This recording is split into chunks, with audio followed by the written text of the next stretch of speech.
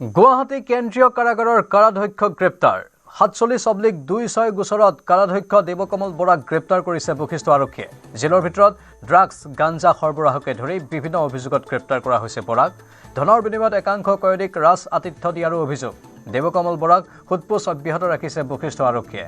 আদালতত হাজিৰ কৰাই 5 দিনৰ জিম্মাত বিচাৰিব আৰক্ষীয়ে। বুধবাৰৰ দিনটোত গ্ৰেপ্তাৰ হৈছিল দুজন আৰক্ষী জোৱান কংকন বৰা আৰু দেৱজিৎ দাস। কেন্দ্ৰীয় কাৰাগাৰৰ ভিতৰত ড্ৰাগছ আৰু গাঞ্জা সৰবৰাহৰ অভিযোগত গ্ৰেপ্তাৰ কৰিছিল দুয়োকে। এগৰাকী কাৰাধ্যক্ষ আৰু বিভিন্ন অনিয়মৰ অভিযোগত তেওঁক গ্ৰেপ্তাৰ কৰা হৈছে। কাৰাগাৰৰ ভিতৰত অৰাজকময় পৰিস্থিতিৰ সৃষ্টি কৰিছিল এইগৰাকী কাৰাধ্যক্ষই। চিপাহীৰ দ্বাৰা ধন সংগ্ৰহ কৰাইছিল, ড্ৰাগছ বা গাঞ্জা সৰবৰাহ কৰাইছিল। সমান্তৰালভাৱে জেলৰ ভিতৰত একাংশ কয়দীক ৰাজ আতিথ্য দিছিল টকাৰ বিনিময়ত, যাৰ বাবে এইগৰাকী কাৰাধ্যক্ষক গ্ৰেপ্তাৰ কৰা হৈছে। বৰ্তমান বশিষ্ঠ আৰক্ষীয়ে জেৰা চলাই আদালতত হাজিৰ কৰাৰ ব্যৱস্থা কৰিছে আৰু 5 দিনৰ জিম্মাত হয়তো বিচাৰিব পাৰে। পৰৱৰ্তী সময়ত আদালতে কি ৰায় দিয়ে সেয়া হ'ব লক্ষণীয়। বুধবাৰৰ দিনটোত গ্ৰেপ্তাৰ হৈছিল দুজন আৰক্ষী জোৱান কংকন বৰা আৰু দেৱজিৎ দাস।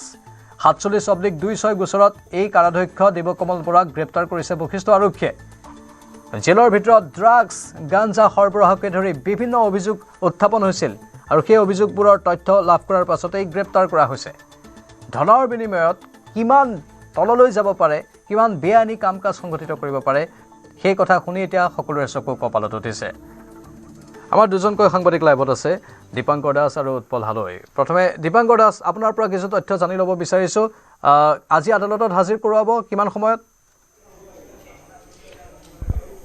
নিশ্চয় এই মুহূৰ্তত বশিষ্ঠ আৰক্ষী থানাৰ লকাপতে আছে DCP পৰ্যায়ৰ বিষয়াই বৰ্তমান ধৃত জেইলাৰগৰাকীক অধিক সোধা পোছা চলাই আছে। কিন্তু জয়ন্ত, আমাৰ সাংবাদিক কালত কিন্তু আমি এনে বহু দুৰ্নীতিৰ বাতৰি কৰিছোঁ যে কাৰাগাৰৰ ভিতৰত কিদৰে দুৰ্নীতিৰ দস্তাবেজ, কিদৰে কলা অধ্যায় চলি থাকে, বাতৰিসমূহ কৰি থাকোঁ। কিন্তু এটা ডাঙৰ এটা সফলতা ৰাজ্যৰ গৃহ বিভাগৰ দ্বাৰা পৰিচালিত ৰাজ্যৰ কাৰাগাৰসমূহৰ, বিশেষকৈ চেণ্ট্ৰেল জেল হিচাপে পৰিচিত গুৱাহাটীৰ লখৰাৰ যিখন জেল, সেই জেলৰ জেইলাৰগৰাকী খুদ গ্ৰেপ্তাৰ হ'বলগীয়া নিচিনা ঘটনা অসম মূলকত সংঘটিত হৈছে। আৰু সেই জেইলাৰগৰাকী হয়তো 5 দিনৰ বাবে বশিষ্ঠ আৰক্ষীয়ে জিম্মাত ল'ব, অধিক সোধা পোছা চলাব আৰু পৰৱৰ্তী সময়ত সেই জেইলাৰগৰাকীক যেতিয়া ন্যায়িক জিম্মালৈ প্ৰেৰণ কৰিব, তেতিয়া সেইখন কাৰাগাৰৰে বন্ধ কোঠৰীৰ আলহী হ'ব, জেইলৰ নিজৰ কাৰাগাৰৰে আলহী হ'ব এইগৰাকী কাৰাধ্যক্ষ। আপুনি লাইনত থাকক, আমাৰ সতীৰ্থ উৎপল হালৈ লাইভত আছে। উৎপল, কিমান সময়ত দিয়া হ'ব আদালতলৈ, কি তথ্য আছে, জেৰা কেনেধৰণে চলিছে?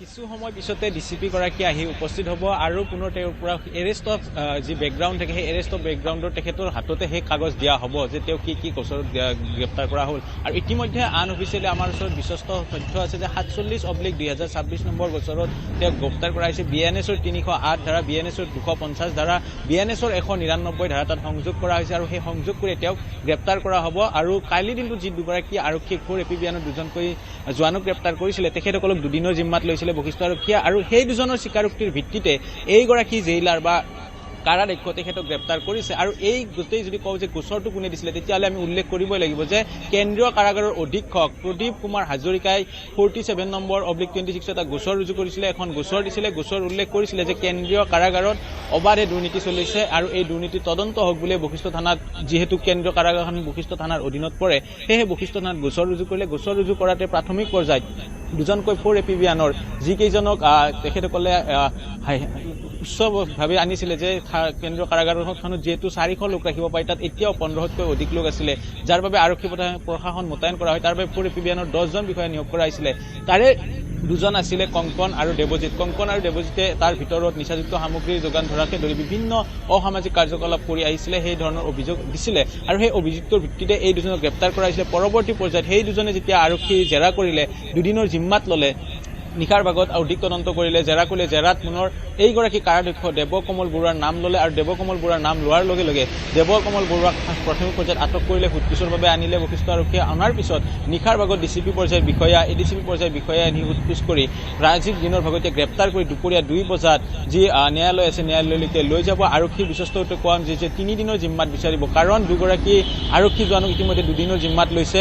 3 দিনৰ জিম্মাত বিচাৰিছে, 2 দিনৰ জিম্মাত দিছিলে। আৰু কাৰাধ্যক্ষগৰাকীকো সেই অনুযায়ী 3 দিনৰ জিম্মাত বিচাৰিব, হয়তো কেন্দ্ৰীয় কাৰাগাৰৰ অধ্যক্ষগৰাকীক 2 দিনৰ জিম্মাত দিব।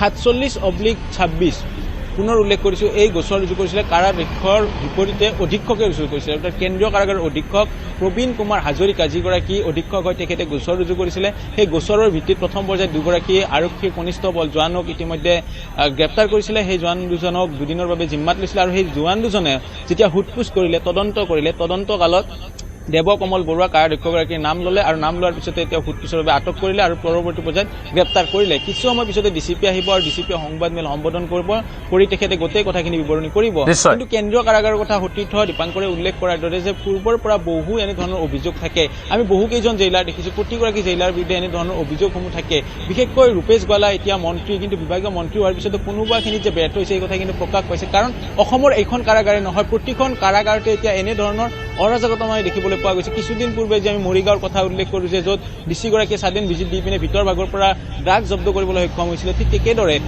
অসমৰ চুকে কোণে থকা 33খন মানে উৎপল য'ত মানুহক সংস্কাৰৰ বাবে নিয়া হয় সেই সংস্কাৰৰ স্থানতেই অৰাজকময় পৰিৱেশ অতি আচৰিত আৰু তাৰ পৰা কয়দিৰ ক'ত সংস্কাৰ হ'ব দীপাংকৰ মূল কথাটো হৈছে যে এনেধৰণৰ ঘটনা নজিৰবিহীন এগৰাকী কাৰাধ্যক্ষ এনেধৰণে গ্ৰেপ্তাৰ হোৱাৰ ঘটনা হয়তো গুৱাহাটীত আমি দেখা নাই দীপাংকৰ নিশ্চয় প্ৰাঞ্জল এয়া প্ৰথম ঘটনা প্ৰথম খবৰ আৰু আচৰিত নিজে গাঁত খান্দি নিজে জালত পৰিল জেইলাৰগৰাকী 1 ফেব্ৰুৱাৰী 4টা দিন পূৰ্বে জেইলাৰগৰাকীয়ে নিজে গৈ বশিষ্ঠ আৰক্ষী থানাত এজাহাৰ দাখিল কৰিছিল যে কৈছে যে মোৰ জেলৰ ভিতৰত এই ধৰণৰ কাৰবাৰ চলি আছে তাৰপিছত আৰক্ষীয়ে তদন্ত কৰিলে প্ৰথম অৱস্থাত দুজন কংকন বৰা আৰু দেৱজিৎ দাস নামৰ দুজন ফ'ৰ্ট এপিবিএনৰ জোৱানক আৰক্ষীয়ে গ্ৰেপ্তাৰ কৰিলে আৰু তাৰপিছত আৰু আচৰিত জয়ন্ত অৰ্থাৎ প্ৰাঞ্জল চাওক সেই যি দুইগৰাকী জোৱান আৰক্ষীয়ে গ্ৰেপ্তাৰ কৰিছিলে গ্ৰেপ্তাৰত ধৰি বান্ধি আৰক্ষীক গতাই দিয়াত কিন্তু গোটেই মূল মানুহজনেই আছিল জেইলৰ দেৱকমল বৰা তেওঁ ভাবিছিল যে এই পুথি খলিনাসকলক মই আৰক্ষীক গতাই দিম আৰু নিজে ৰৌ বৰালি হৈ মই জেলৰ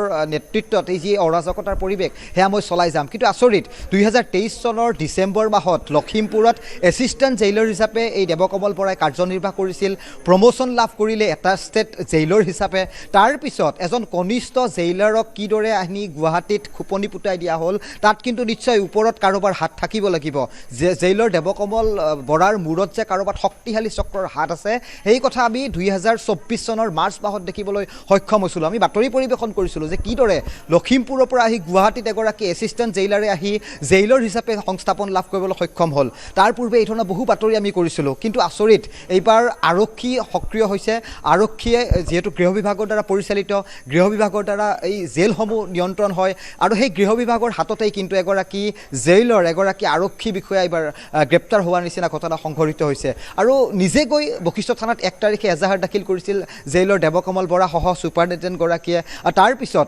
আজিৰ দিনটোত যদি চোৱা যায় তেতিয়াহ'লে আনুষ্ঠানিক ঘোষণা কিছু সময় বাকী আছে আৰক্ষীৰ ফালৰ পৰা কিন্তু এটা বিশ্বস্ত সূত্ৰৰ পৰা আমি যিখিনি খবৰ লাভ কৰিছোঁ সেয়া হৈছে যে কিছু সময়ৰ পিছতে CGM আদালতত হাজিৰ কৰা হ'ব 5 দিনৰ বাবে বশিষ্ঠ আৰক্ষীয়ে নিজৰ জিম্মাত বিচাৰিব কাৰণ বহুখিনি তথ্য উদ্ঘাটনৰ বাবে যিখিনি তথ্য প্ৰমাণৰ কথা থাকে কাৰণ 47/2026 নাম্বাৰত যিটো কেছ ৰেজিষ্টাৰ কৰা হৈছে বশিষ্ঠ আৰক্ষী থানাত তাত 199 BNS সংযুক্ত কৰা হৈছে 250 BNS সংযুক্ত কৰা হৈছে আৰু 308 আৰু আটাইকেইটা BNS এটা কথাই কৈছে যে শক্তিশালী যি আইনৰ যি উদ্ধত গৈ এই ব্যক্তিগৰাকীয়ে এটা অনিয়ম সংঘটিত কৰিছিল টকা দাবী কৰিছিল কয়দিক সুবিধা প্ৰদান কৰিছিলে ড্ৰাগছ ভাঙৰ যোগানৰ আৰতো এই ব্যক্তিগৰাকীৰ নাম বা তথ্য এই মুহূৰ্তত বশিষ্ঠ আৰক্ষীয়ে লাভ কৰিছে আৰু এই বিস্ফোৰক ভাষ্য সেই দুইগৰাকী জোৱানে আৰক্ষীক দিছিলে আৰু তাৰপিছত এই গোটেই যি মূল আমি কওঁ ৰৌ বৰালিৰ হাত দিবলৈ এক প্ৰকাৰ বশিষ্ঠ আৰক্ষীয়ে সক্ষম হৈছে আৰু বশিষ্ঠ আৰক্ষী থানাৰ ভাৰপ্ৰাপ্ত আৰক্ষী বিষয়া কপিল পাঠকৰ নেতৃত্বত এই অভিযান চলিছিলে আৰু এই মুহূৰ্তত এই ডাঙৰ কথা এয়াই যে জেইলাৰগৰাকীক আনুষ্ঠানিকভাৱে গ্ৰেপ্তাৰ কৰা তথ্য কিছু সময়ৰ ভিতৰতে আৰক্ষীয়ে কিন্তু প্ৰকাশ কৰিব ধন্যবাদ জনাইছোঁ দীপাংকৰ আৰু উৎপল